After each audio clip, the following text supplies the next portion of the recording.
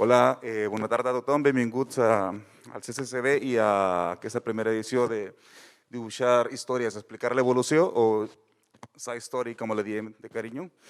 I bueno, soc Roberto Torres, de la Ciència del Teu Món, i aquest experiment és un experiment que estem muntant ara, que és una trobada entre il·lustradors i científics. I el que intentem és barrejar aquestes dues disciplines i treure el millor de cadascú. I posar a prova la capacitat d'explicació i d'interacció entre aquestes dues disciplines. I la idea és que a partir d'aquí començar noves col·laboracions i obrir la ciència o encaixar la ciència amb altres disciplines artístiques, tecnològiques, socials, el que sigui, i viceversa, no? I aquest és el missatge que volem donar, no? I això es fa en el context del Congreso sobre Educación y Comunicación de la Evolución, EVOC BCN 2021, de la asociación EVOC, que és Evolutionary Knowledge for Everyone. I aquest congrés es va celebrar abans d'ahir i ahir a Barcelona. Van tenir un bon grup d'investigadors i comunicadors i educadors especialitzats en evolució i han estat compartint i intercanviant experiències durant 2 dies. I com a part d'aquest congrés s'han afegit aquestes activitats per celebrar avui la commemoració del llibre L'origen de les espècies de Charles Darwin.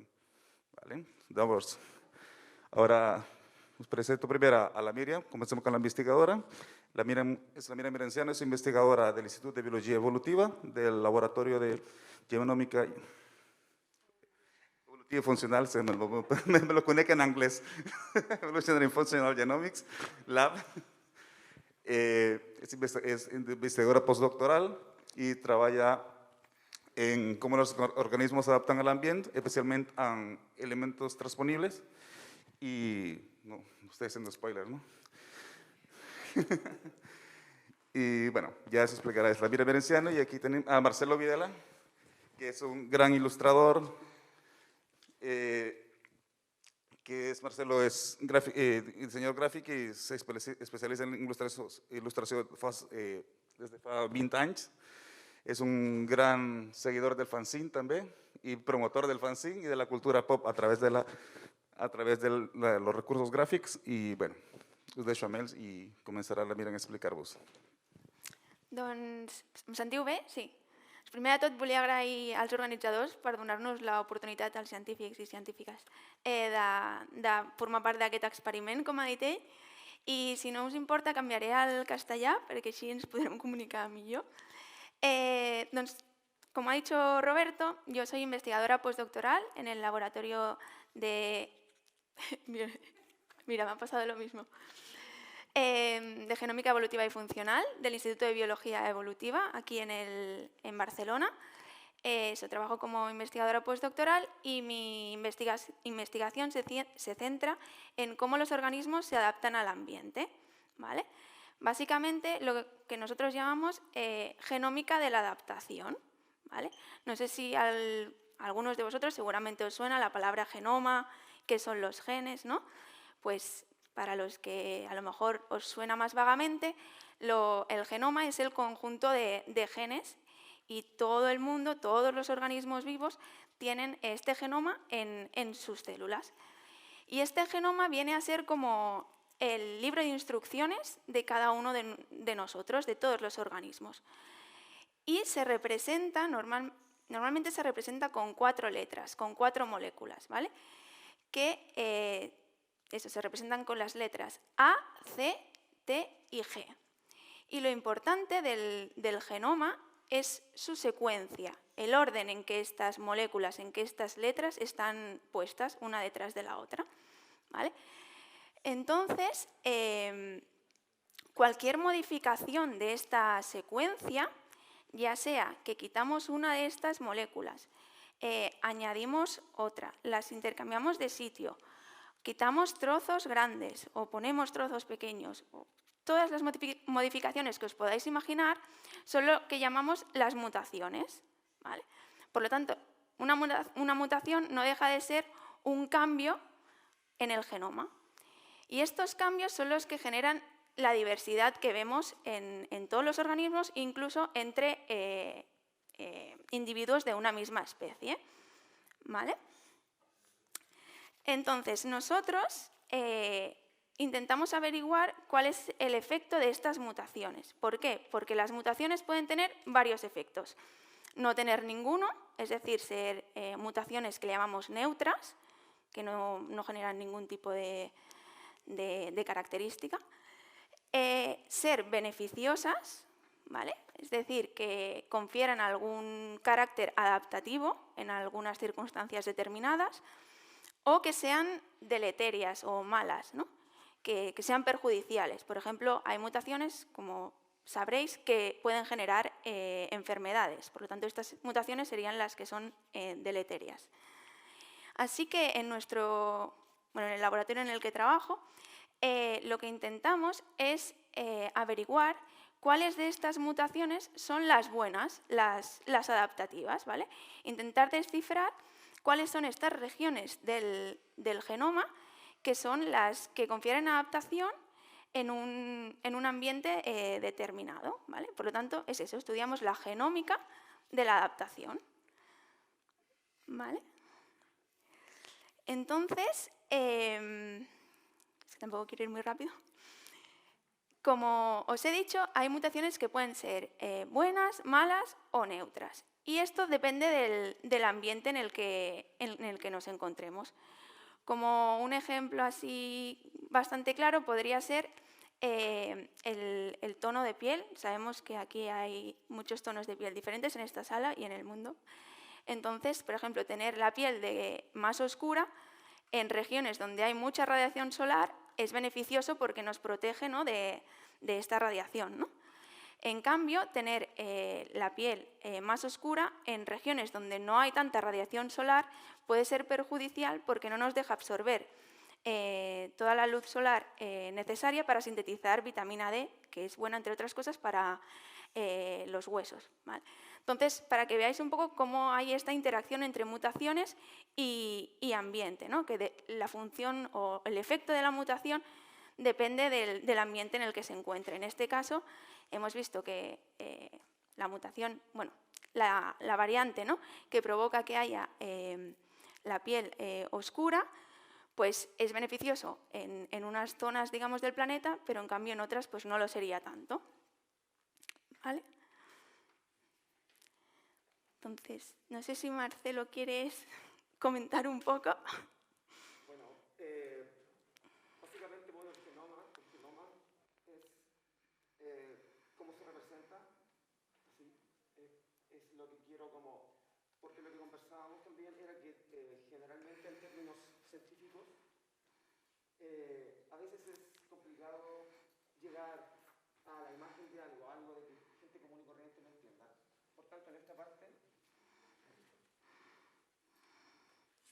Por tanto, en esta parte, en la primera viñeta, básicamente la idea es reflejar cómo es un genoma, esta guía, y luego el tema de que a veces son buenos, las mutaciones pueden ser neutras o pueden ser malas, y el ejemplo que dio a través del sol era para eso, era para básicamente ilustrar el cómo pueden ser buenas, pueden ser neutras o sencillamente pueden ser dañinas para nosotros. Sí. Muy bien. Sí, sí. Entonces, pues siguiendo un poco a por qué estudiamos genómica de la adaptación, ¿no? ¿Por qué es interesante estudiar adaptación? Pues básicamente porque la adaptación está en nuestro día a día. Nos la podemos encontrar en muchos procesos a lo largo del día. Entonces, voy a dejar un poco de tiempo.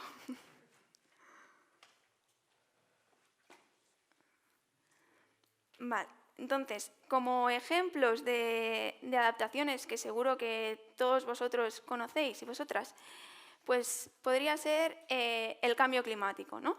El cambio climático está haciendo estragos en muchas especies y, como sabéis, está provocando que el ambiente cambie muy rápidamente, ¿no? Por ejemplo, pues que aumenten el número de fenómenos, digamos, como el que estamos viendo esta semana, ¿no? o, por ejemplo, que aumente la temperatura a nivel global. Eso hace que pues, las especies se tengan que adaptar a estos cambios bruscos para no extinguirse, ¿no?, en un futuro. Este sería una de las adaptaciones que estamos viendo nosotros al día a día. Pero también habría otras, como por ejemplo, seguro que os suena la resistencia a antibióticos, ¿no?, tanto que dicen, pues no deja de ser la adaptación de las bacterias a estas drogas, a estos medicamentos que nosotros utilizamos para matarlos, para combatir, ¿no?, contra ellos.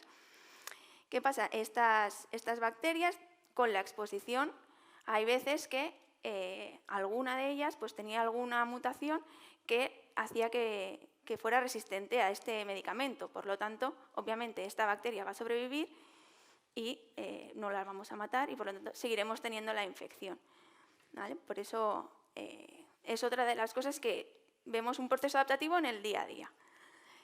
Y otro ejemplo sería la resistencia a los pesticidas. Como vosotros sabéis, en muchos cultivos pues, se usan pesticidas para acabar tanto con malas hierbas como con especies invasoras o bueno, pestes. Entonces, se está viendo también que hay muchos organismos que están adquiriendo, ¿no?, adaptación a este tipo de componentes químicos que se utilizan como pesticidas. Esto, como veis, tiene un impacto muy grande a nivel, por ejemplo, económico, ¿no?, porque estaríamos, bueno, no se pueden cultivar todas las hortalizas, por ejemplo, que querríamos en un campo, y esto pues tiene muchas pérdidas. Entonces, estudiar la adaptación es importante por eso, porque sabiendo cómo los organismos se adaptan al ambiente, podremos saber más o menos cómo podrán responder a estos tipos de cambios que se van a ir encontrando en el ambiente, ¿vale? Entonces...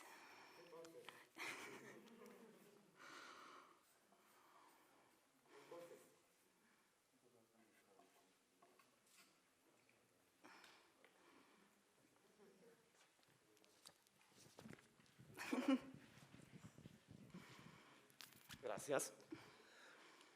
Básicamente, una vez más, en esta segunda página nos encontramos con dos viñetas en las cuales podríamos explicar el tema del cambio climático, ya sea con lluvias o tempestades, o también con el tema como del desierto y del avance de todo esto. Una vez más, dentro de mi proceso yo creo que este tipo de conceptos tienen que ser dibujados y explicados para que incluso un dibujante como yo podamos entenderlo. Siguiente, otro panel indicando la resistencia a los antibióticos de ciertas bacterias, las cuales básicamente se reduce como a esto, son malvadas y vienen a por vosotros. Para luego terminar en el cual también algunos insectos y así se adaptan y son resistentes a los pesticidas. A los pesticidas. Por tanto, podemos ver que aquí esta está, venga, pesticidas, me da igual. ¿Sí? Exacto. Básicamente es eso, es eso. Gracias. Sí. Vale, pues ahora ya has explicado un poco cuál sería, ¿no?, el objetivo de nuestra investigación en el laboratorio, que es este, ¿no?, la genómica de la adaptación, y por qué es importante entender el proceso de la adaptación, ¿no?, a nivel general.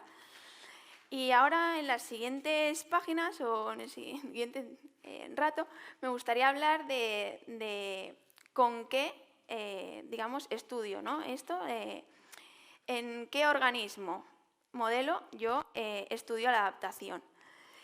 Pues nosotros lo hacemos con la mosca de la fruta, que se llama Drosophila melanogaster, no sé si a algunos de vosotros os suena este nombre. Es esta mosca muy pequeñita que a veces encontraréis en el bol de la fruta, ¿vale? Pues esta mosca de la fruta, esta Drosophila melanogaster, es un organismo modelo, es decir, que los investigadores la usan para responder a sus preguntas científicas. Hay muchos organismos modelo, como por ejemplo yo creo que el que más os vendrá a la cabeza ahora mismo es el ratón, quizá, sí, pero hay muchos otros, ¿no? Entonces, el escoger un organismo u otro depende de las necesidades o de la pregunta que nos interese responder, ¿vale? Porque cada uno de estos organismos modelo tiene unas características diferentes. ¿Y cuáles son las características que hacen que Drosophila melanogaster a mí me interese para estudiar la adaptación? Pues primero de todo, porque su genoma está muy bien secuenciado. Es decir, este libro, este orden de letras del ADN está completamente secuenciado y muy bien anotado, ¿vale? No sé si... Sí. Y además, no sé si sabréis que más del 60% del genoma de la mosca es igual al de los humanos, ¿vale? Por tanto, también se podrían hacer extrapolaciones de los descubrimientos que se han hecho en Drosophila. Por ejemplo, el mecanismo de la inmunidad innata, ahora que supongo que ya todos sabéis un poco más de la inmunidad con lo del coronavirus, pues todo este mecanismo se descubrió principalmente en Drosophila y luego se extrapoló en humanos, porque funciona exactamente igual, ¿vale? Entonces, eso, una de las principales características que hacen interesante Drosophila para estudiar la adaptación, genómica de la adaptación, es que su genoma está muy bien secuenciado y muy bien anotado. La segunda característica sería que obtener una generación de moscas se puede lograr en 15 días, ¿vale? Muy rápido. Entonces, si a mí me interesa la adaptación, que sabemos que es un proceso que tarda tiempo y tarda generaciones, ¿no? Si yo lo quisiera estudiar en humanos, no podría, ¿no? En cambio, por ejemplo, conseguir unas 15-20 generaciones de Drosophila se puede conseguir en un año, ¿vale? Por lo tanto, estos procesos adaptativos o evolutivos me son mucho más fáciles de estudiar en este tipo de organismos con un ciclo de vida rápido que no en otros. ¿Qué más? Y luego, otra de las características que la hacen interesante para estudiar adaptación es que es su historia demográfica. Al igual que los humanos, Drosophila se originó en África y evolutivamente hablando hace poco tiempo, ahora Drosophila la podemos encontrar en todo el mundo, ¿vale? Y esto ocurrió en un breve espacio de tiempo, evolutivamente hablando. Entonces, ¿qué quiere decir? Que adaptaciones recientes, ¿no?, en este organismo pues, deben ser comunes. ¿Por qué? Porque, como vosotros sabéis, no es lo mismo el ambiente que hay en África que, por ejemplo, en Finlandia, o, por ejemplo, los diferentes químicos que se usan para, como hemos dicho, pesticidas, pues serán diferentes en una parte del mundo o en otra, ¿no? Entonces, adaptarse a todos estos cambios es lo que ha hecho Drosophila, ¿no?, muy rápidamente. Por lo tanto, si yo quiero estudiar adaptación, es un buen organismo por estas tres características. Su genoma está muy bien secuenciado y anotado, también comparte muchos de los genes con humanos, también el tiempo de generación es muy corto, o más corto que en otros organismos, y que se ha tenido que adaptar a diferentes ambientes también muy rápidamente, igual que nos. Bueno, y justo.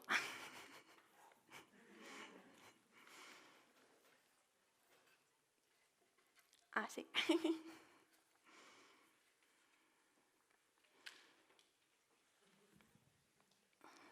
Bueno. Vale.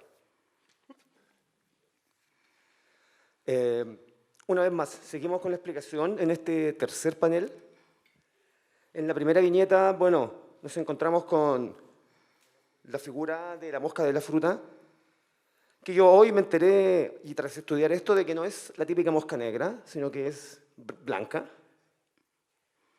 Y bueno, ejemplificar el genoma y como decía mi compañera, de que ha sido muy estudiado, por tanto, los científicos están contentos. Luego lo que encontré interesante también es que el 60% de la mosca corresponde a los humanos.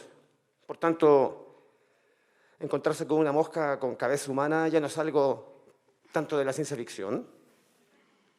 La mosca, muy gran película. Y luego también para ejemplificar el caso de una generación, tenemos una mosca pequeñita que nació y 15 días después esta misma mosca ya ha tenido mosquitas más pequeñas que pueden ser útiles para todas estas experimentaciones. Y bueno, finalmente que viene, sí, esto es como África, piensen que es África. Viene como de África y ha tenido la capacidad de adaptarse, por lo tanto ahora como la mosca reina en el mundo. ¿Sí? Sí, perfecto. Lo he entendido todo. Muy bien. Vale, pues recapitulamos un poco eso. Estudiamos en el laboratorio genómica de la adaptación, sabemos por qué ya es importante estudiar la adaptación, sabemos con qué organismo modelo lo hago, que es la Drosophila melanogaster, sabéis por qué es genial. Y, claro, genómica de la adaptación. ¿Qué quiero decir con esto de genómica, no? Pues en concreto, nosotros estudiamos unas partes del genoma específicas que se llaman elementos móviles, ¿vale? Que tal y como su nombre indica, también se pueden llamar transposones, pero creo que es más fácil de entender elemento móvil. Tal y como su nombre indica, son trozos del genoma que tienen la capacidad de saltar de un sitio a otro, ¿vale? Entonces, os va a chocar un poco, porque si yo he dicho que lo importante del genoma es la secuencia, si de golpe tengo un trozo que me cambia de posición, estaré generando mutaciones, ¿no? Entonces, nosotros estudiamos estos elementos móviles y los efectos que tienen. Los elementos móviles se descubrieron en la década de, bueno, sobre el 1900, la década de los 40, por Barbara McClintock, no sé si la conocéis. Ganó el Nobel de Medicina en el 82, creo que es. Sí. Y bueno, también lo digo un poco para reivindicar, ¿no?, el papel de la mujer en ciencia, porque este descubrimiento pues, fue durante muchos años rechazado por sus colegas hombres. Y entonces ahora ha abierto un campo de investigación muy grande y se ha visto que eso, que tenía razón, que estos elementos existían y que tenían un papel importante en el genoma, ¿no? Y también es para eso, para reivindicar el papel de la mujer en ciencia y para poner un poco de role model, ¿no? De que también las mujeres hemos hecho grandes cosas y muchas veces pues no se conoce. Entonces, vale, pues estos elementos móviles tienen la capacidad de saltar de un lado a otro del genoma, por lo tanto están produciendo mutaciones, pues porque están alterando esta secuencia de ADN. Y como hemos dicho antes, estas mutaciones, estos elementos móviles, pueden ser neutros, es decir, no provocar ningún cambio porque donde van a saltar no van a afectar a ninguna característica, digamos. Pueden ser malos, deleterios, porque, por ejemplo, pueden saltar dentro de un gen importante, ¿no? Entonces rompe completamente su función y seguramente generaría una enfermedad. O pueden ser buenos o lo que llamamos adaptativos, que es que al revés, que estén generando alguna función, que hagan una función pues buena, ¿vale? Entonces, en nuestro laboratorio, la mayoría de estos elementos móviles son deleterios, porque claro, saltan aleatoriamente, más o menos, a otras regiones del genoma, disrumpiendo esta secuencia. Pero sí que hay un pequeño porcentaje que puede ser adaptativo y es bueno. Y nosotros nos centramos en descubrir cuáles son estos elementos móviles adaptativos y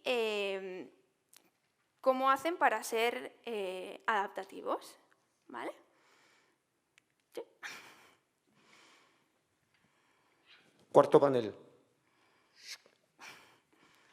Bueno, como explicaban también, este genoma puede saltar, por tanto es Es una clara explicación. Podría haberlo hecho en 2 viñetas, pero bueno, por cosas de tiempo, piensen que es una animación y que va saltando, como en Jurassic Park. Y luego, claro, tenemos de que pueden ser los genomas mutantes y pueden ser o buenos, o neutros, o malos. Exacto. ¿Eso? Sí. Y nosotros nos centraríamos en los primeros, en los adaptativos. Vale. Entonces, ahora ya tenemos el organismo modelo con el que yo estudio, que es la Drosophila melanogaster, y las regiones del genoma que a mí me interesan, que son estos elementos móviles que pueden ser adaptativos.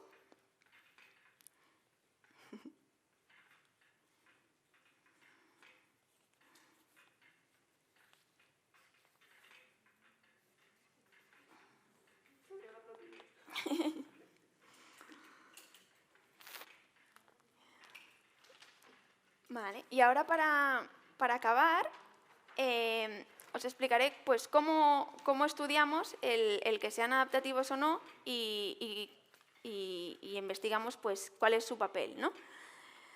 Pues nosotros en el laboratorio utilizamos una técnica que no sé si la habéis oído, que se llama CRISPR, ¿no? Vale.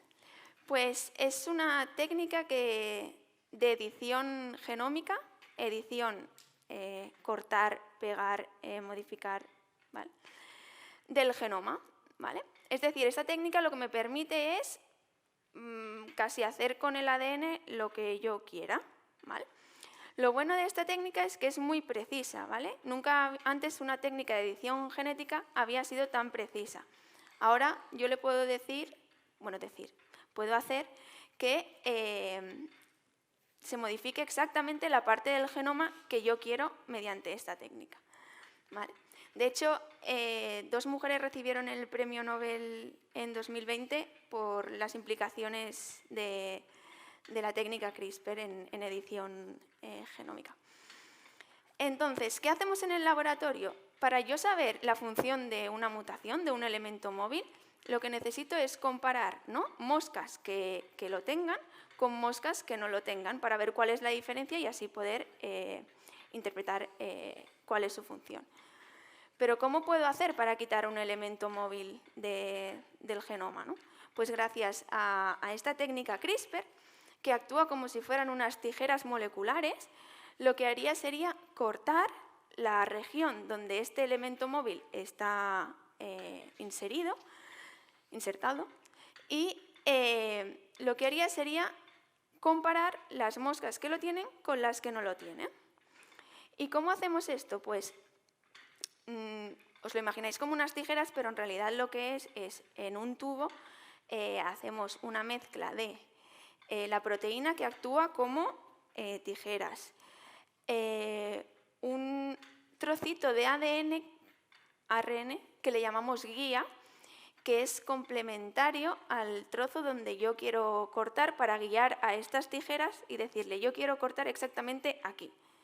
Entonces, todos estos componentes los ponemos en un tubo. Os tenéis que imaginar, al final no deja de ser todo un líquido, que lo microinyectamos en un embrión de mosca, y si tenemos suerte, porque la técnica funciona muy bien, pero es poco efectiva, es decir, tenemos que microinyectar muchos embriones para lograr uno que tenga el cambio que queremos, es decir, que quitemos el elemento móvil. Lo microinyectamos en el embrión y, si tenemos suerte, la mosca que salga de ahí, no sé cómo decirlo, tendrá la modificación que queremos, es decir, habremos eliminado el elemento móvil. Y así como ejemplo, en el laboratorio nosotros, durante mi doctorado yo me centré en investigar cuál era el rol de un elemento móvil en especial. Y hice todo esto que os estoy diciendo, ¿no? Utilicé la técnica CRISPR para quitarlo y al final tenía moscas con el elemento y moscas sin el elemento. Nosotros teníamos la intuición de que este elemento, basado en bibliografía, de que este elemento móvil lo que podía hacer era conferir resistencia al frío a las moscas. Por lo tanto, una vez tuve estas 2 poblaciones de moscas, con y sin, lo que hice fue testar eso, ¿no? Si las que tenían el elemento móvil eran más resistentes al frío.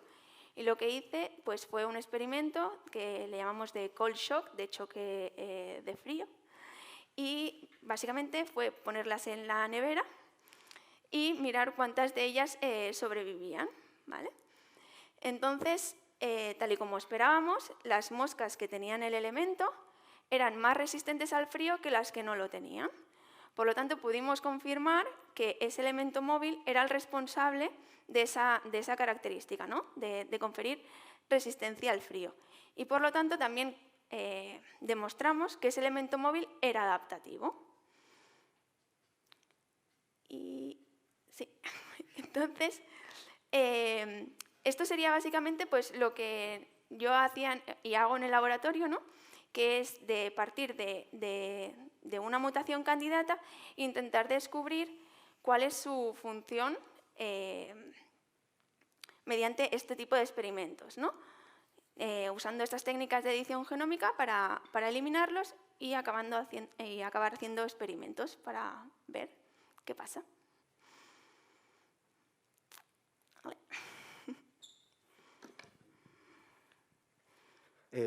Último panel en el cual se explicó lo que es el CRISPR, perdón mi pronunciación, y que bueno, básicamente como la explicación dice, son tijeras que cortan este ADN, ADN, el pedacito elemento de ADN, móvil. los cuales, bueno, ellos están así, ¿por qué me están quitando de aquí? No, bueno, fuera. Luego tenemos de que en un pequeño embrión, perdón que aquí me saltó un par de pelos, el experimento en el embrión de la mosca para hacerlos más o menos fuerte al tema del frío. Bueno, y terminamos con un panel en el cual ella murió de frío y se congeló dentro de este infierno blanco. Y ella está, venga, denme más frío, cosa que aún no entiendo, pero bueno.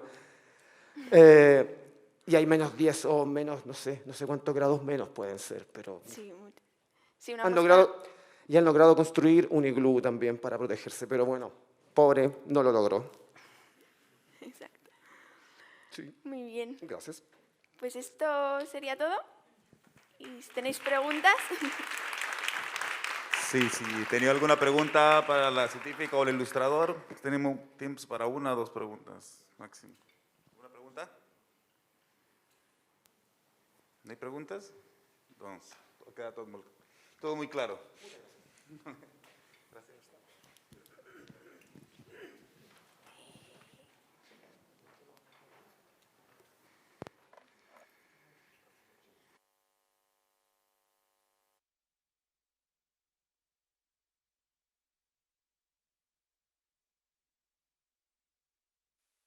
Ahora, mientras se prepara Ana, os presento a Ana Clemente. Granados es arquitecta y ilustradora y arquitecta, socia fundadora de la cooperativa de arquitectos La Col. Mayoritariamente se ha desarrollado en proyectos que transitan entre los procesos de laboratorio, ilustración y ilustración. Se ha formado en la Escuela Massana y va a establecer un fuerte vínculo dentro del mundo del arte, ¿no? También es actualmente docente de arte en la BAU, Centro Universitario de Diseño de Barcelona, y estudia grabado y cerámica. Y tenemos a David Castellanos, que es biólogo computacional del Centro de Investigación Genómica, el CRG, Centro de Recerca Genómica. Y bueno, ellos nos explicarán más con detalle lo que hacen.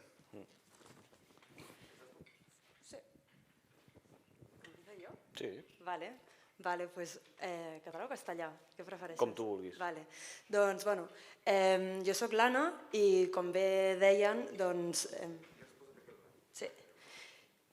Soc arquitecta i il·lustradora i també m'interessa molt com els processos de treball de com el dibuix es vincula a altres disciplines per veure com poden arribar a vincular-se, a explicar certs aspectes. Si ens fixem, hi ha moltíssimes disciplines que utilitzen el dibuix com a mètode d'explicar les idees, de dir les idees no estan surant, sinó que les idees cal aterrar-les i un bon mètode és dibuixar-les.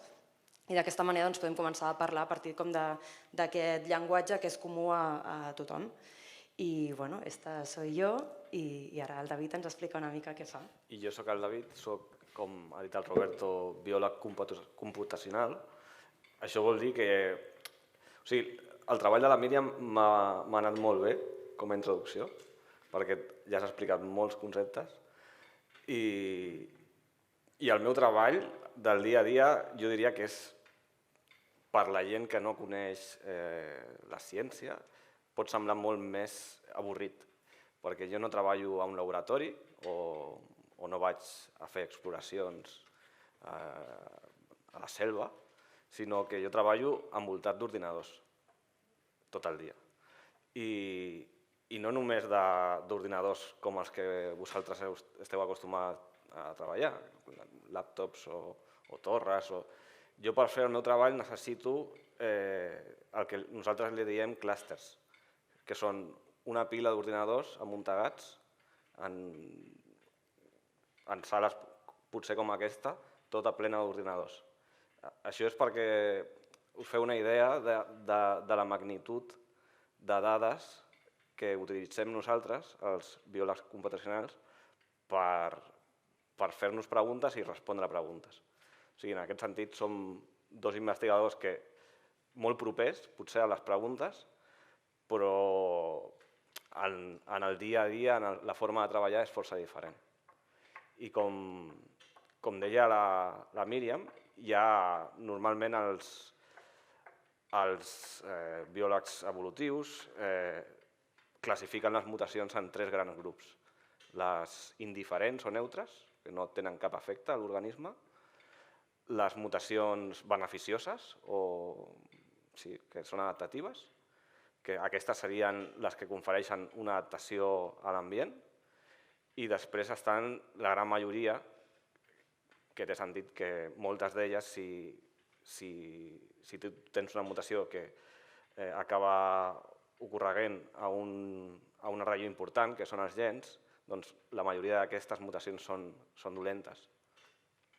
I volia parlar del genoma, encara que la Míriam ja ho ha fet. Jo crec que una bona metàfora per entendre el genoma, i que jo crec que tothom aquí ha anat a l'IKEA alguna vegada, més o menys, doncs el genoma seria el catàleg de totes les instruccions de l'IKEA. I pot estar en fascicles, i cadascun d'aquests fascicles seria un cromosoma, i després dins de cadascun d'aquests fascicles tens les instruccions per fer la taula Nord-Bror no sé què. Llavors, si tu estàs interessat en aquesta taula, agafes només aquest fascicle o aquest fulletó per fer la teva taula. I la taula, o fent un símil, aquí la taula seria l'objecte final, el que tu vols, que és la proteïna. La proteïna acostuma a ser la que fa funcions a les cèl·lules i més endavant a l'individu. I aquest fascicle que tu extreus del catàleg d'IKEA, o d'aquesta pila de fascicles, és l'ARN missatger, que és una molècula que fa de vincle entre la proteïna i el genoma. I com deia, el genoma és aquesta pila immensa de tots els fascicles de l'IKEA. I la meva investigació està al nivell del genoma. O sigui, jo no treballo a nivell de fascicles o de fulletós o a nivell del moble, sinó a nivell de recopilar i catalogar tots aquests fascicles d'IKEA o totxos gordos d'IKEA. Cadascun de nosaltres tenim, dins de les nostres cèl·lules, cada cèl·lula té un totxo d'aquests d'IKEA. I podem comparar els diferents individus d'aquesta sala o podem comparar-nos amb els ximpanzés o amb els macacs o amb qualsevol altra espècie i podem arribar a comparar aquests fascicles posició per posició. I com deia abans la Míriam, aquest és un llibre escrit en 4 bases, o en 4 lletres, la A, la C, la T i la Y. I si tu compares aquestes instruccions, al final el que acabes veient és el que acostumem a nosaltres a fer és alinear aquestes seqüències. Llavors tu tens tota la mesa Norbrock a macac, la mesa Norbrock a drosòfila, la mesa Norbrock a humans, i tu veus que, tot i que tots estan fent una taula, la taula acostuma a ser lleugerament diferent, segueix sent una taula, o sigui, té la funció de ser taula, però veus petites diferències. I aquestes diferències són les que jo estic interessat. Vull veure aquestes mutacions, classificar-les, com deia la Míriam. Però jo no estic només interessat en les bones, sinó en fer una descripció de totes. O sigui, quines són les dolentes, no quines són, sinó quina quantitat són bones, quina quantitat és indiferent i quina quantitat és beneficiosa.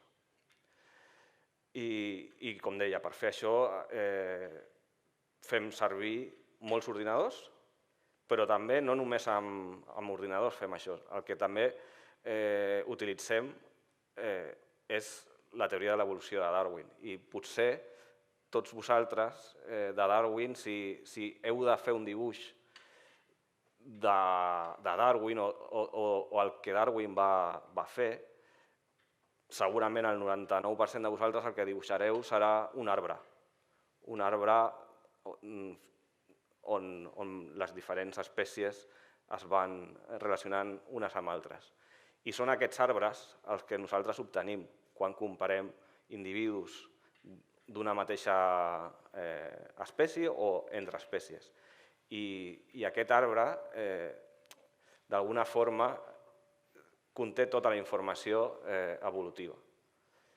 I acostuma a ser un arbre, o sigui, normalment és un arbre, però de vegades aquest arbre no és un arbre com els del carrer, de vegades hi ha creuament de branques i es poden creuar diferents llinatges o diferents branques donant origen a noves espècies.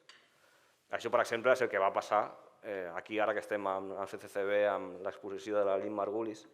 La Lynn Margulis, ella el que va proposar és que els eucariotes vam ser, tots nosaltres som eucariotes, tots els animals i plantes i els fongs, ella va proposar que les mitocòndries que tenim dins són bactèries i que una cèl·lula proeucariota d'alguna forma va haver un conflicte allà i al cap del temps van aprendre a cooperar aquesta bactèria que és la mitocòndria amb la cèl·lula eucariota.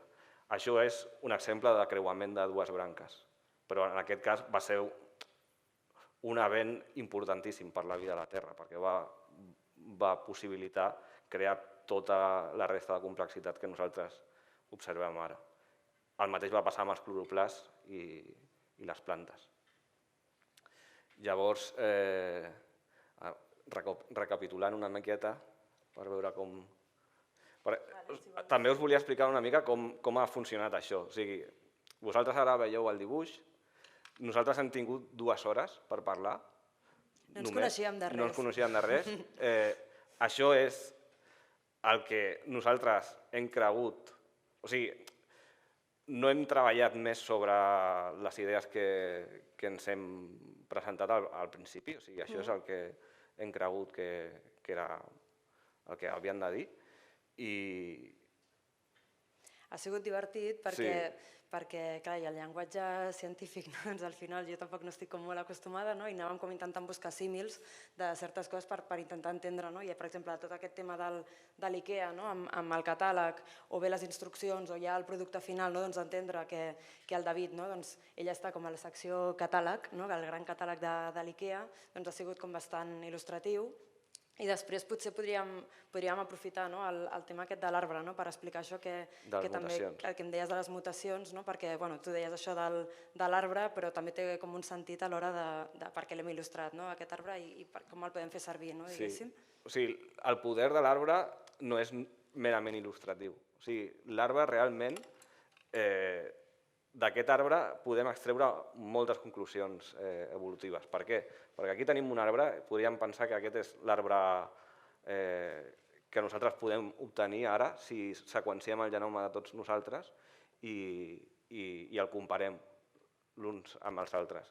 I veurem que hi ha alguns de nosaltres, potser ha vingut família i per exemple, serien aquesta regió, estan propers a l'arbre, altres més allunyats, i el que l'Anna ha dibuixat ara són aquests puntets. Això són les mutacions. Llavors, amb aquest arbre podem extreure informació molt important. Per exemple, una de les coses que nosaltres, els biòlegs evolutius, i en concret els genètics de poblacions, que no t'ho he dit, però jo soc genètic de poblacions, una de les informacions més importants és comptar aquestes mutacions i saber a quina freqüència estan. I, per exemple, en aquest cas, no sé si ho veieu, per exemple, en aquest cas, aquesta mutació estaria a un individu, cada final d'una branca és un individu d'aquesta sala, 1, 2, 3, 4 i 5. O sigui, aquesta mutació està a 5 individus de l'arbre.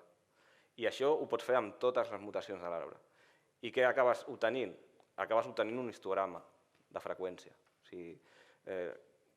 I amb aquest histograma hi ha hagut molt treball matemàtic per, a partir d'aquest histograma, inferir la història de l'arbre. I això és, d'alguna forma, el meu treball. A partir d'una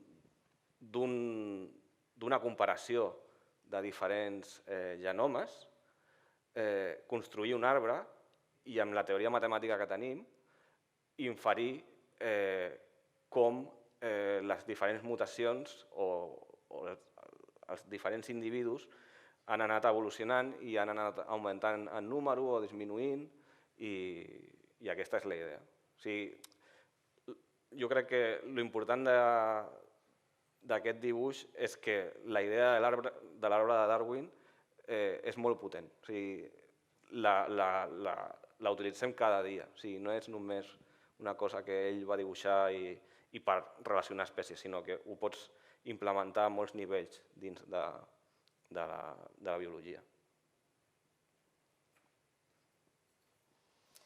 I així potser també com per intentar potser tancar una mica, com la idea al final que el dibuix, doncs, si pensem que al final quan som petits tothom dibuixem, quan som petites, però hi arriba un moment que no sé per què deixem de dibuixar i no sé per què, perquè al final és un llenguatge que totes tenim a l'abast amb qualsevol suport, sigui necessites un suport i una eina, un paper i un llapis, o pot ser un pal i la sorra de la platja, o pot ser fins i tot una esquena i un dit, vull dir que és com molt fàcil dibuixar, i al final els dibuixos diguéssim com que apropen com aquesta informació. És una mica indiferent el llenguatge gràfic que s'estigui utilitzant, perquè com veureu, les tres il·lustradores que vindrem tenim llenguatges molt diferents, però sí la idea d'intentar baixar aquests conceptes que poden ser com més complexes a un dibuix que simplifica, que tothom acaba com entenent. Per cert, aquest ets tu, David, aquí amb molts ordinadors aquí al voltant. Quatre mans. Sí. I aquesta idea d'un llenguatge universal que pot arribar a ser el gràfic en aquest moment, que realment no requereix de text i que tothom pot arribar a entendre. I jo crec que és una mica la grandesa del dibuix és aquesta, que moltes disciplines, com comentava a l'inici, poden fer ús i que apropa, que tothom pot arribar a entendre'l. Sí, realment per comunicar a no científics a la teva feina, jo no crec que hi hagi res millor que un dibuix, realment. O sigui, no, perquè no faràs un vídeo ara o una pel·lícula. O sigui, materialment és molt difícil, però un dibuix... És ràpid. Sí, Sí. relativament. Vale, doncs...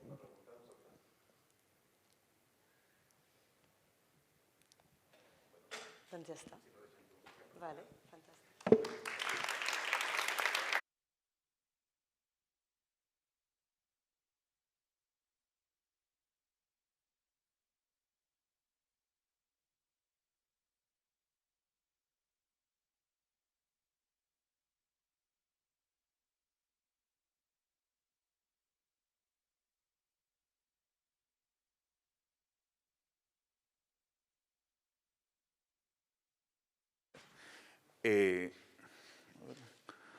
Bueno, gracias a Ana Clemente y a David Castellanos.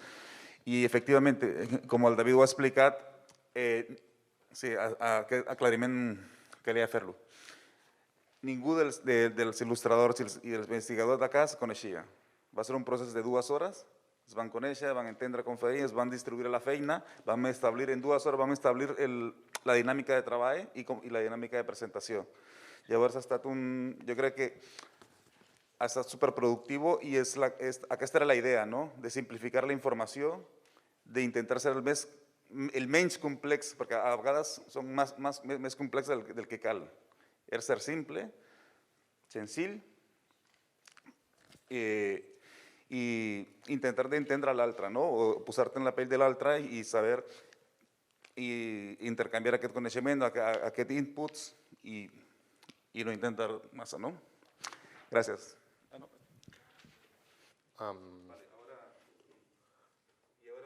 Mientras se prepara Marina, introduzco a Nacho Maeso. Bueno, lo introduzco brevemente porque pues explicará lo que hace él.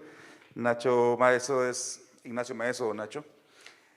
Es investigador del Centro Andaluz del Desarrollo en Sevilla y a partir de este año se traslada a Barcelona, a la Universidad de Barcelona.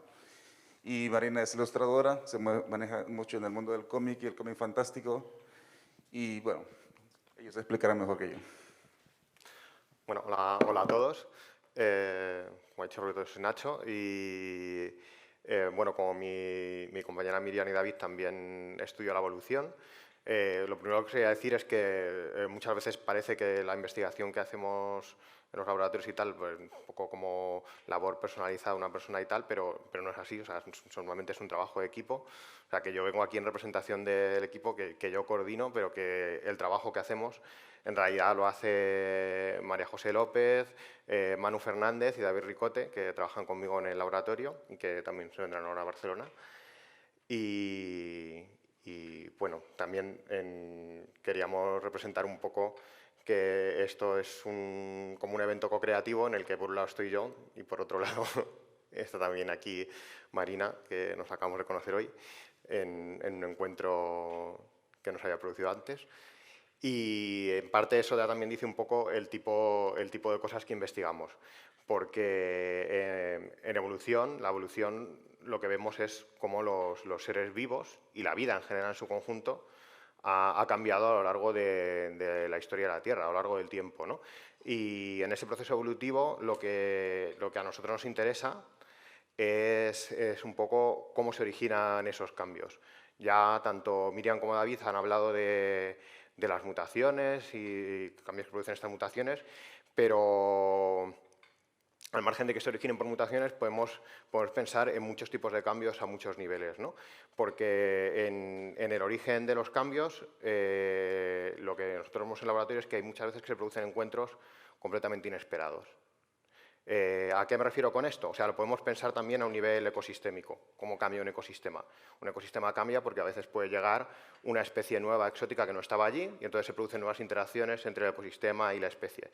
Y en realidad lo que pasa en biología es que muchas veces vemos el mismo tipo de situaciones a distintos niveles. En nuestro caso, lo estudiamos a un nivel molecular, dentro de la célula. Y también, como ha dicho David anteriormente, pues en el genoma, pues son un poco como instrucciones para que dicen cómo construir o cómo fabricar componentes de la célula, como las proteínas, ¿no? O sea, son muchos genes, pues yo que sé, por ejemplo, los humanos tenemos cerca de 20.000 genes, pero los genes no solo van cambiando poco a poco por mutaciones, sino que hay veces que aparecen genes nuevos. Y de hecho incluso hay especies, no es nuestro caso, pero hay otras como las bacterias que pueden intercambiar genes entre sí.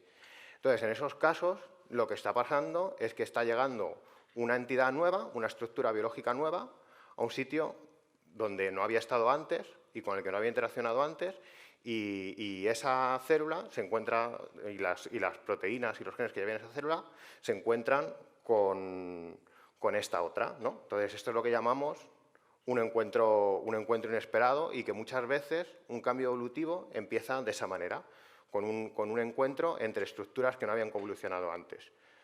Y claro, este es el tipo de cosas que nosotros queremos entender. No el proceso adaptativo que pasa después, que como mis compañeros han explicado antes, pues se trata de ver cómo un determinado cambio luego pues, puede a lo mejor resultar beneficioso y apoyar la adaptación de las moscas, en el caso de Miriam, por ejemplo, etc. A nosotros nos interesa el momento en el que ese cambio sucede. ¿Por qué? Porque ese encuentro inesperado, todas las estructuras biológicas van a tener unas capacidades para interaccionar entre sí, reconocerse, y es un proceso, por así decir, interpretativo. Entonces, aunque no se hayan visto nunca, va a haber una interacción, y del resultado de esa interacción, aunque luego después la selección natural lo modificará o lo cambiará, pero lo hará sobre la base de lo que ha pasado en ese primer momento. Entonces, que esto es un poco, yo creo que lo que queríamos reflejar ahí, ¿no? Por ejemplo, ahí veis un poco a una situación en la que se puede producir un encuentro de este tipo. ¿Y qué sucede? Cuando se ponen en contacto estructuras que no se habían visto antes nunca, ¿no?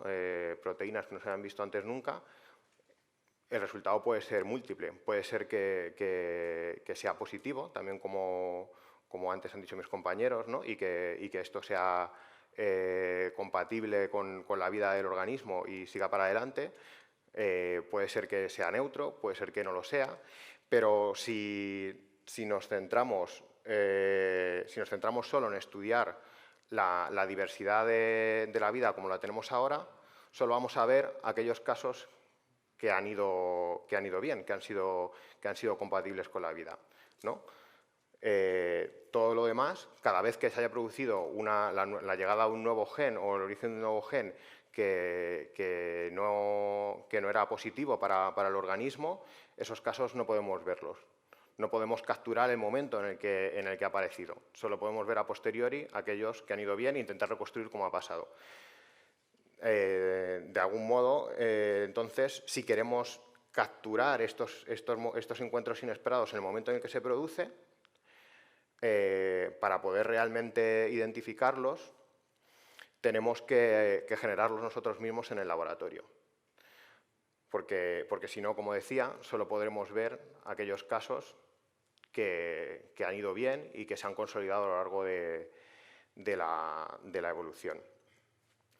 Entonces, ¿qué podemos hacer para hacer esto? Pues un poco aprovecharnos de lo que ya existe en la Tierra. Entonces, como os decía, una manera en que se producen llegadas de nuevos genes es un poco también, como ha dicho Miriam, los transposones saltan dentro del genoma, pero también pueden saltar a veces de una especie a otra.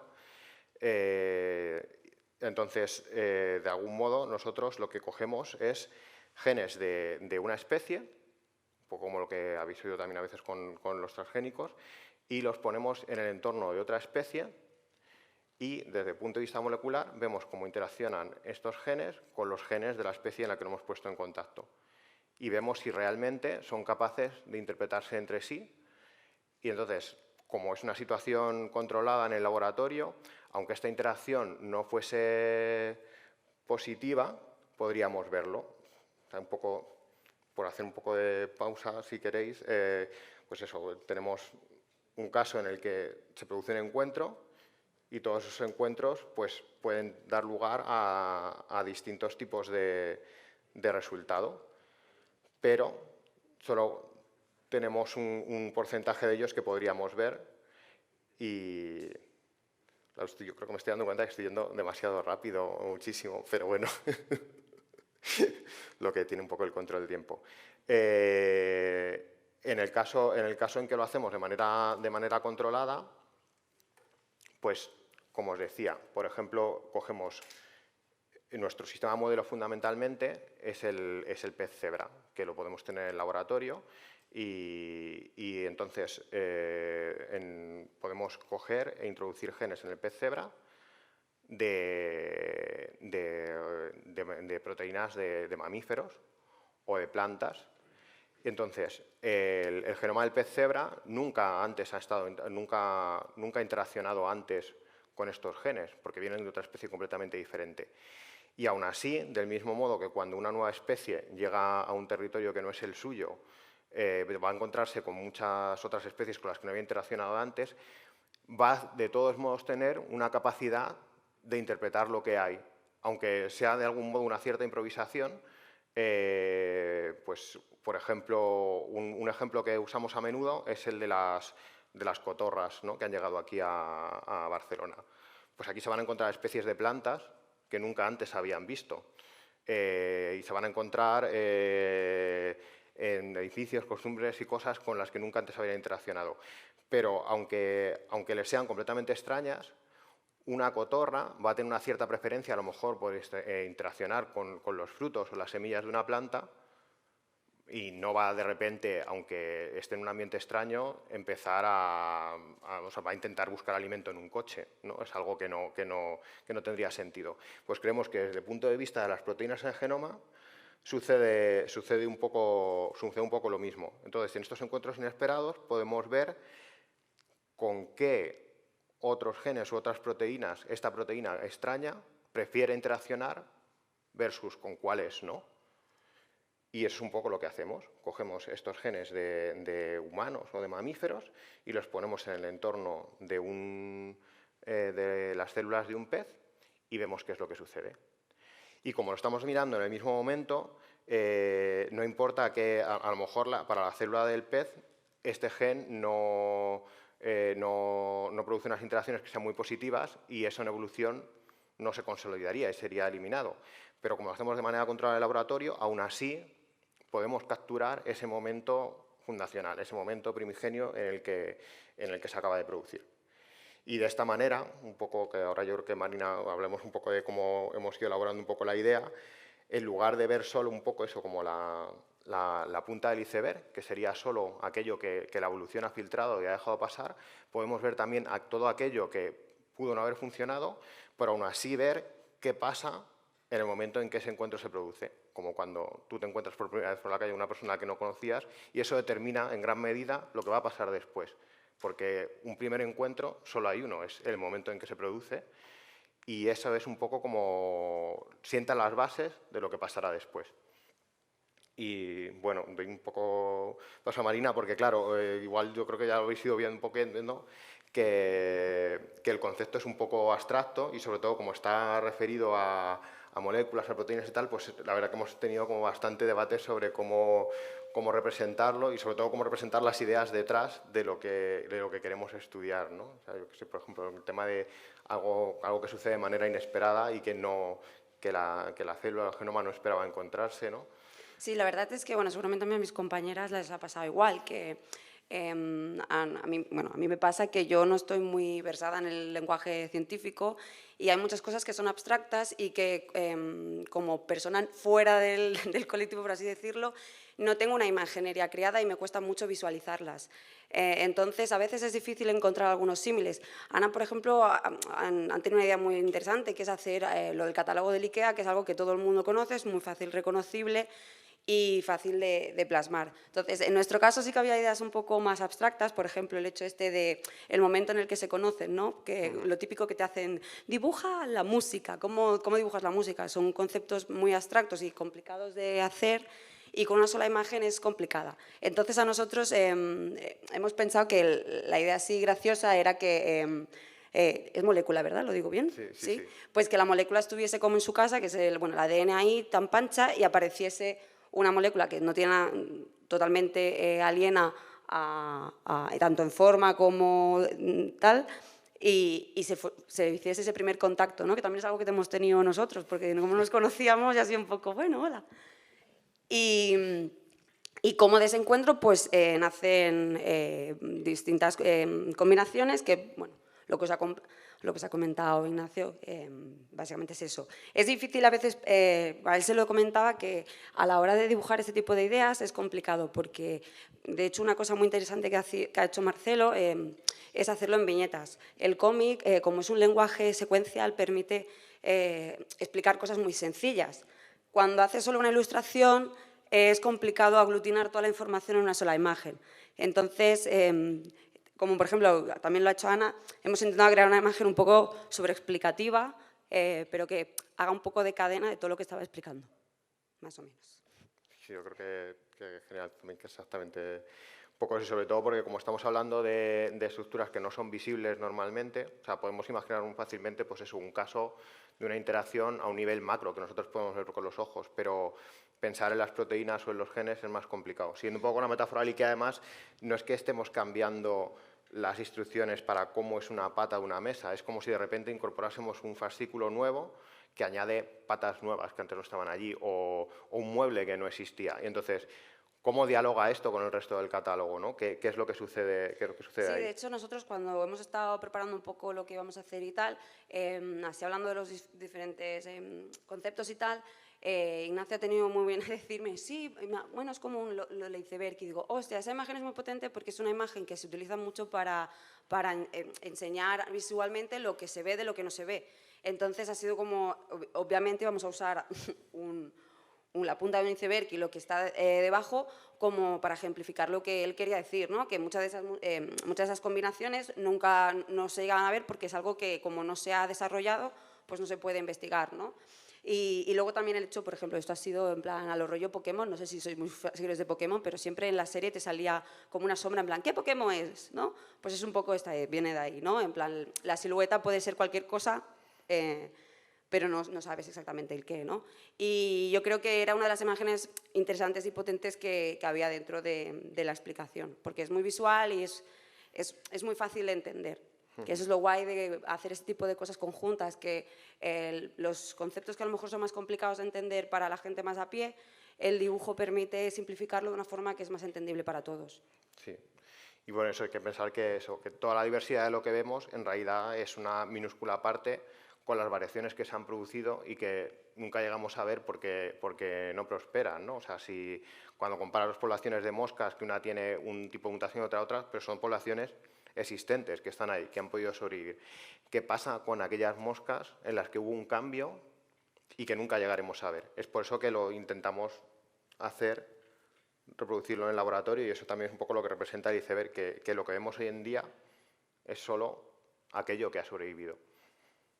Sí, yo aquí he intentado hacerte a ti con tu laboratorio y tu microscopio, que me ha quedado un poco documentado. Es que yo además tengo fantasía y no visualizo las cosas en mi mente, entonces lo he hecho como he podido. Y bueno, aquí un poco el proceso, eso. Ese tipo de procesos que se hacen muy de laboratorio también son complicados de ejecutar porque, claro, ¿cómo explicas cómo lo haces y tal? Entonces, una de las cosas que funciona muy bien es hacer infografías.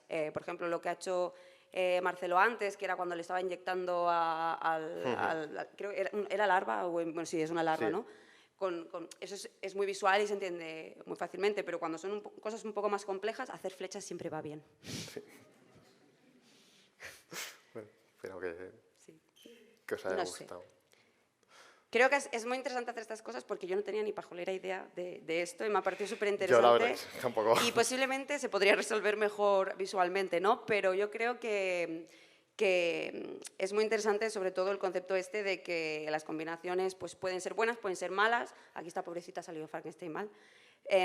Pero independientemente de eso, lo interesante de todo esto es que vosotros buscáis todas las posibilidades que han habido, ¿no? Y eso me parece, la arqueología sí. Esta es mola. Y yo creo que también lo podríamos analogar un poco al proceso evolutivo, porque si ahora yo creo que los 3 encuentros que hemos hecho ahora nosotros y que han producido una manera de de expresarlo y de verlo, y esto es un poco como la base de partida. O sea, si ahora estuviéramos evolucionando, eso iría cambiando y habría partes del dibujo original que se mantendrían, otras que irían desapareciendo y que a lo mejor llegaría a un proceso comunicativo que cada vez sería, o sea, en diálogo también con vosotros, iría funcionando cada vez mejor. Pero en realidad, solo en el momento en que hemos hecho esto ahora mismo, podemos capturar lo que sucede la primera vez.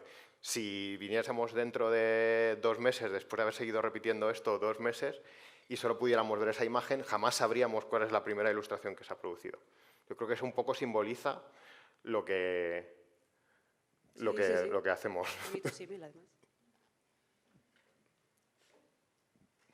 Bueno. ¿Tenéis preguntas, esas cosas?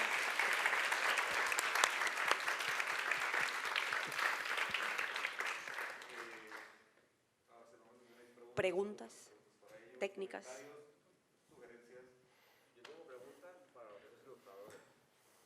A la palestra.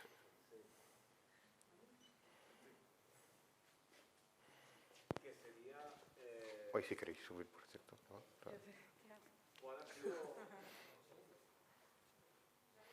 Están preparando los micros. Sí, si no, comparto ello.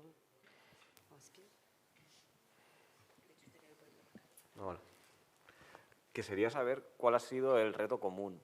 O sea, habéis dicho diferentes experiencias, pero ¿cuál ha sido la cosa en común que los tres habéis encontrado como un reto? O sea, ¿qué sería? ¿El lenguaje científico? El tipo de... Porque tú lo has hecho en cómic, nosotros dos creo que más o menos la misma idea, ¿no? De hacerlo que se autoexplique el dibujo. Pero, no sé, me preguntaba qué es lo más difícil en estas interacciones entre científicos e ilustradores, ¿el lenguaje o otras cosas? ¿Quieres empezar tú o empiezo yo que tengo el micro? Ya, venga, yo hablo mucho, así que... No, en mi caso, no sé si a vosotros os ha pasado, es el hecho de sintetizar conceptos que son complicados en una imagen que se entienda y sobre todo el hecho de en poco tiempo encontrar algo que funcione, porque normalmente este tipo de cosas, si las haces en tu casa tranquilamente, en el que tienes mucha documentación, aunque puedas o hables por teléfono y tal, y más o menos, pero tienes tiempo para preparártelo, puedes pensar qué mejor forma de organizar las ideas, qué funciona mejor, tal vez a lo mejor si hubiese tenido más tiempo pues sí que me hubiera lanzado más a hacer viñetas, pero pensando que tenía un tiempo reducido, pues tiré por mejor opción hacer una sola hoja. Todo este tipo de cosas que con el tiempo tienes una visión más amplia de lo que puedes hacer y lo que no puedes hacer, aquí está off, o sea, aquí es como, vale, Ignacio me está explicando los conceptos lo mejor que puede para que mi cerebro más o menos se entienda, que hemos conectado muy bien y ha sido un proceso bastante rápido en ese sentido, pero sí que luego a la hora de, o sea, esta imagen es la ideal, de hecho, había ideas que al principio eran distintas, por ejemplo, la cadena esta de ADN, gracias a Ignacio, dice, o sea, esto para que se entienda mejor y tal, y lo ha propuesto él. Entonces, ese tipo de cosas de maduración, pues la complicación está ahí, en plan, cómo encontrar la mejor idea rápido y que funcione. Y ahora, sí. No, o sea, 100% de acuerdo, realmente. Como que yo creo que el gran reto es esto, es como las ideas como rápidas que surgen, ¿no? De qué manera también poder dibujarlas. Y un reto que no sé si os ha pasado a vosotros es como la gran rapidez de dibujo, ¿no? Que al final tampoco, lo que comentabas, ¿no? Como que con tiempo, pudiendo mirar imágenes de referencia, ¿no? Como que seguramente el dibujo sería muy diferente, ¿no? Pero igualmente, como la capacidad de transmitir esa idea sigue estando allí, aunque sea un dibujo más rápido, más esbozado, ¿no? Digamos. Entonces, como que yo creo que el reto está ahí en intentar como explicar conceptos complejos, complicados, que no todo el mundo domina, ¿no? En alguna imagen como muy sintética, que realmente comunique y llegue, ¿no? Va por ahí. Para mí lo más complicado, pero que tampoco es complicado, fue el adaptarse, tal como hemos venido hablando, a personas o profesionales que no son de tu ámbito. O sea, por ejemplo, en mi caso, yo por el tema de mi fanzine y de cosas que hago, estoy muy relacionado como con el cine de terror. Entonces, dibujar calaveras y monstruos no me cuesta nada.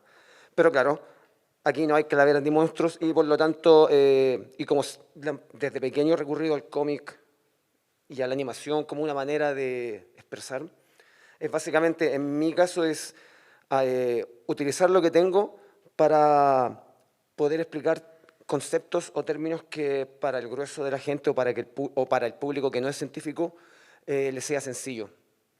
Eso, creo que eso. Y eso.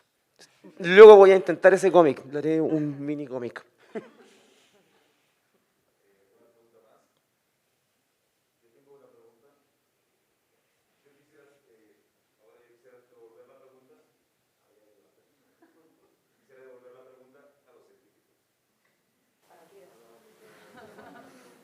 ¿Qué ha sido lo más, el factor común o lo que les ha llamado particularmente a cada uno la experiencia? Pues empiezo yo. Yo hablando con Marcelo, lo primero, yo he empezado como muy a saco explicándole los conceptos que normalmente explico y claro, él me ha tenido que poner un poco el freno, ¿no? Es decir, vale, pero ¿esto qué es? Y luego lo hemos hablado un poco entre nosotros, ¿no? De el dar un paso adelante en una explicación, pero tener que dar 2 pasos atrás para explicar otro concepto que a lo mejor nosotros damos por hecho que todo el mundo lo entiende y en realidad pues no es así. Y eso ha sido como, yo creo, hemos estado la gran parte del tiempo, ¿no?, explicando lo que yo quería expresar y él también mostrándome cómo él pensaba que era la mejor manera de explicarlo.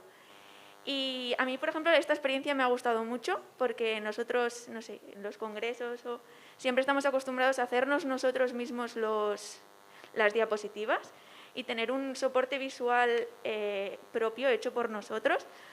Y claro, venir aquí a explicar algo sin ese soporte visual y que encima no tener control sobre él, o un mínimo control, pues para mí era un challenge, un reto. Y eso, pero no sé, me ha parecido pues muy interesante en ese sentido. Bueno, yo estoy de acuerdo con lo que ha dicho Miriam. Yo añadiría solo el riesgo de introducir metáforas, porque yo he introducido la metáfora del IKEA, pero yo luego a ella le he dicho, pero o sea, no te lo puedes tomar literal. O sea, las instrucciones del IKEA da la idea de que hay un determinismo, de que lo que hay en el catálogo es lo que acabas viendo en la mesa, y no es así, sino que el ambiente hace que con un mismo catálogo puedas generar mesas ligeramente distintas. Y entonces para mí ha sido un reto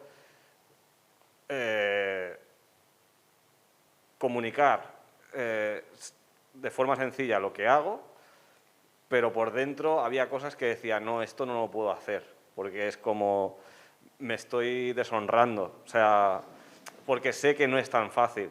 Y entonces ¿hasta qué punto dices, bueno, voy a parar porque la voy a agobiar? O sea, tienes que parar en un momento y decir, bueno, ya está. O sea, vale que la metáfora no es perfecta, pero quizá para este objetivo me sirve.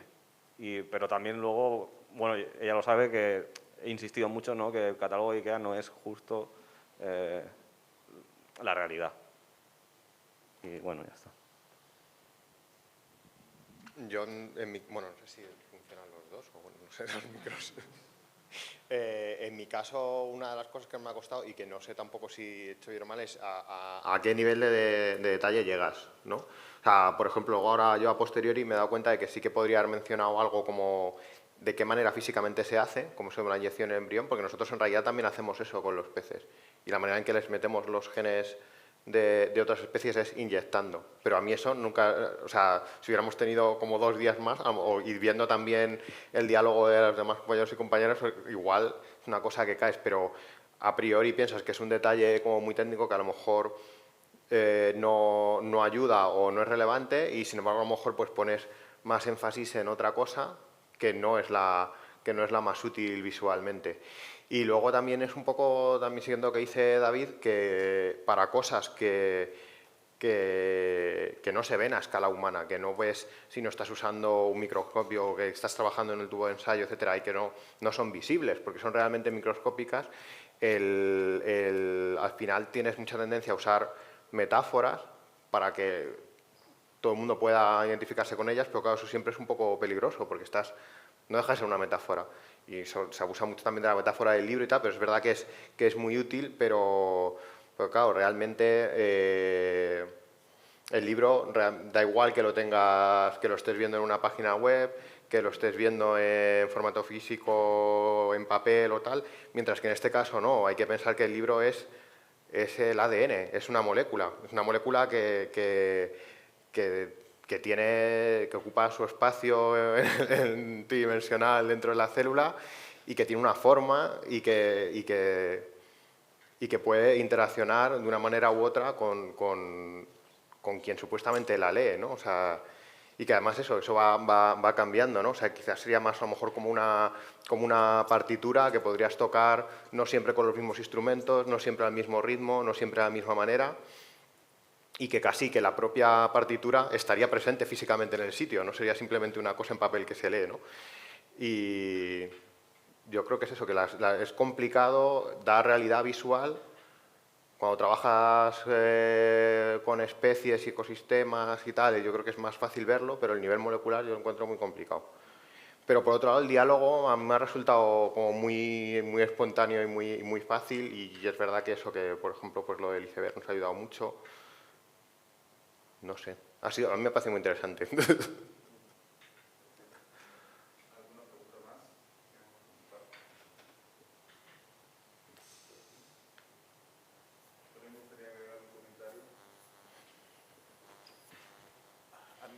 A mí particularmente, para mí también ha sido un experimento porque era que se los propuse a ellos y es interesante ver porque no hay un esquema, te planteas un esquema, luego te sientas a trabajar y te das cuenta de que tú tienes montado una película, cómo lo puedes hacer, pero al juntar las dos disciplinas te das cuenta que ellos tienen dos diferentes diálogos y que puedes construir sobre la marcha, ¿no?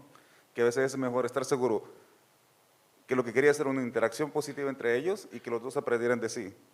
Entonces, a partir de ahí te das cuenta de que lo interesante de estas cosas es intentar abrirte a otros campos. Yo soy de formación diseñador gráfico, soy de la idea que ya lo he visto, me expreso mejor a través de imágenes que con palabras, pero he aprendido, o sea, una de las cosas que aprendí como diseñador y crecí mucho como diseñador últimamente fue el interactuar con otras disciplinas.